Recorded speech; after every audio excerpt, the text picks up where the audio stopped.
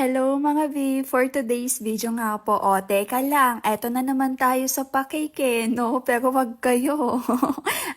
Tara na? Ipunta ko na ba to sa may dagat?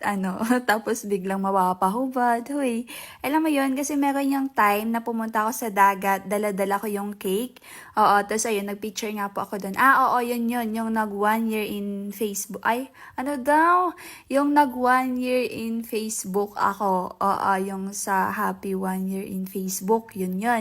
Yung nag-picture ako dun sa may dagat. Tapos ayun, yung cake nga po nung kapatid ko na nag-birthday, ayan, hindi ko po talaga yan pinagalaw kasi yun po talaga yung plano ko. Opo, yun po talaga yung plano ko talaga. Pero ayun, plano lang. Hoy, plano lang kasi naman, nanguna yung katamaran no? Alam mo yun, mas inunang uminom kaysa pumunta doon sa may dagat para sana makapag-picture, ganyan, para meron na naman ako may upload, tapos sasabihin na naman na ang sarap ng cake mo, pwedeng patikim ng cake mo.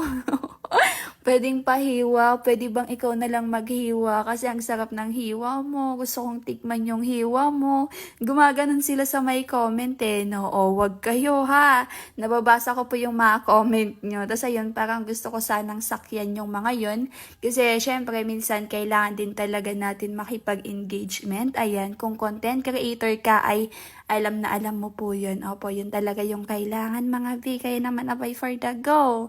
Kaya minsan, sumasakay na lang din ako sa mga trips, sa mga comment, ganyan. Parang pinapakisabayan ko na lang, sinasakyan ko na lang. Gumanon, hoy, sinasakyan, magulat ka na lang. Pag ikaw yung sinakyan ko, hoy, baka hindi ka makahinga, charot. At ayun nga, natatawa nga ako dito kasi pinaano ko yung kandila. Kunwari, ako yung may birthday. Pero syempre, charot lang, for content lang yun mga piha. Hindi ko po birthday. Tapos ayun, maya-maya hinihiwa na nga po yung ayan. Nahiwa na pala. Oh. Tapos ayun, syempre, makikiagaw ako para naman makita niyo ako sa video na to. O, diba? Syempre, ano pa nga ba? Ayan. Ayan, hiniwa ko na, o, diba? Gusto mong tikman? O, alika dito, tikman mo. Charis.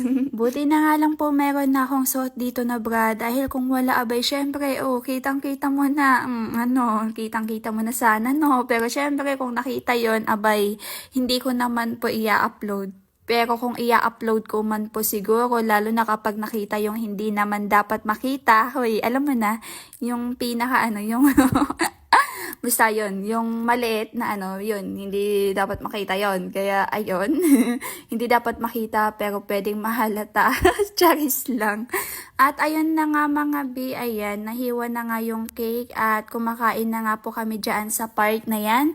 Sa mga nagtataka po at nagtatanong kung bakit wala akong binigay na regalo doon sa kapatid ko nung nag-birthday sila, ay kasi nga po hindi na kailangan, charot. Madami na din po kasi akong gastos mga B. Oo, kaya hindi ko na din sila binigyan ng regalo. Pero balak ko sana, bigyan ko pa rin kahit na late na ganon. Pero wag na, dami naman na akong gastos no? Alam mo yun, yung wala na akong naiipon, kakagastos, okay na yun. Kaysa naman yung wala akong naiipon, kaka-scam, ganun. Kasi dati, lagi ako na-scam no? Pero ngayon, hindi na. Babago na talaga ako mga B. Hindi nyo na ako maluloko o hindi nyo na ako may scam, ha? So, ayun, di ko na sila niregaluhan kasi nga po, ayun, marami na akong nagastos doon sa celebration na yun, mga B. At marami pang susunod, Alam mo yun, pasasalamat ko na lang kasi, alam mo yun, nakakaano na ka. Ay, talaga naman, ano ba? Huwag na tayong magdrama, hotek. Ayoko na.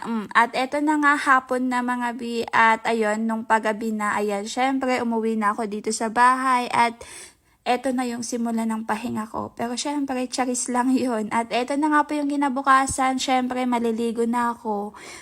Samahan mo akong maligo. Wag na, maiwan ka na. Gusto mo pa akong samahan. Gusto mo lang akong sabunan no? Pero pwede naman, sabunan mo ako, tapos sabunan kita. Oy, harot mo naman di, hutik. Ang landi mo talaga, umayos ka. Charis lang yan. Eme lang, ito naman, masyado kang seryoso sa buhay. Masyado mong no? Maligo ka na lang din, ha? Kahit na malamig, maligo ka.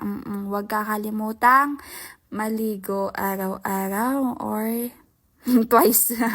Charis lang. Twice a week. Charis.